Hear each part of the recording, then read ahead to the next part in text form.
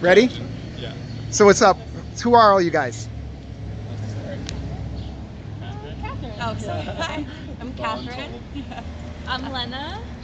Patricia. Joey. I'm Evan. Myrna. And what are you guys doing out here today? We just got into a diversion program. Yeah. We're not getting fines. Why would we have gotten fines? We participated in an action on Saturday with Cosecha, where we sat in front and stage was sitting in front of the ICE facility in South Bay. What's Cosecha and what's ICE?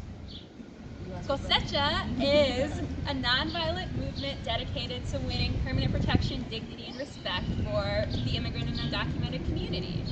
Word. So we staged the sit-in at the detention center to speak out and protest against the awful, terrible separation of families at the border. Can you guys bunch up a little bit so everyone can see you? It's a little bit close. There you go.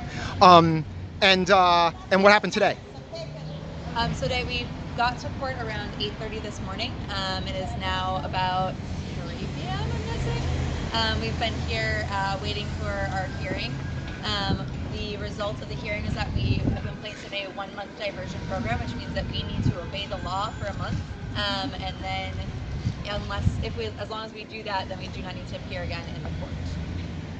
We had to wait a considerable period of time for paperwork to come down from the stations, and then some of the paperwork was misfiled, so we had to wait again while that was being worked out, and then we were all heard together and all received both the same charges and the same pre-arraignment decision. And so what did the some folks, your lawyers, where are they from and what do they do? Hang on one second. They're the National Lawyers Guild, and I actually just heard about them through this action, but they're awesome. They got us a fantastic result, and their charges are going to be dropped pre-arraignment. Yeah. We were very fortunate to have 4 lawyers today, and the National Lawyers Guild working with us throughout this process to make sure that we were all taken care of, to make sure that all of the pieces of the process were in order. As somebody who has not participated in this before, it was very comforting to know that there are people who understood the process and were keeping track of what was happening.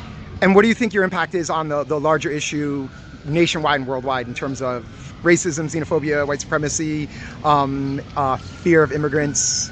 I mean, I think one of the things, and this was Elsa, I'm sorry if I didn't get your permission, Elsa, to say your name, but from JVP, I think one of the things that she was saying is that what's really important about this action, but also the larger movement of civil disobedience, is normalizing civil disobedience, because what we know and what we understand is that the kind of laws that are being passed right now are actually rolling us back to a point that sorry about that.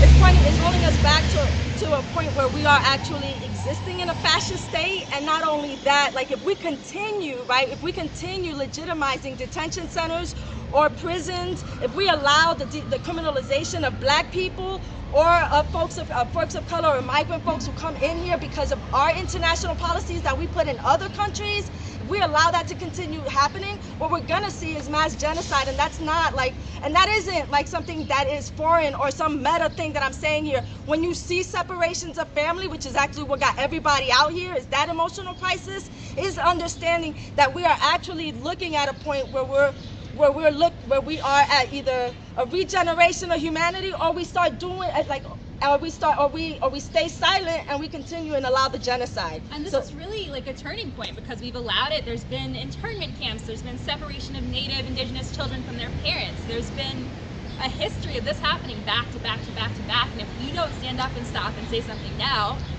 30 years from now, 40 years from now, our kids are gonna be like, oh, this happened, it's happening again. All right, so you stepped on frame. Wait, can you guys just all get together? And if you can say a Cosecha solidarity, right? One thing. What do you got? What's the ending chant? You got a chant for me?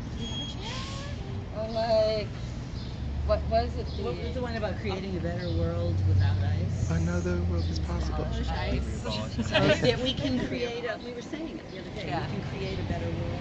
Another world is possible. Another world is possible if we abolish ICE. Yep. Another world is possible if we abolish ICE.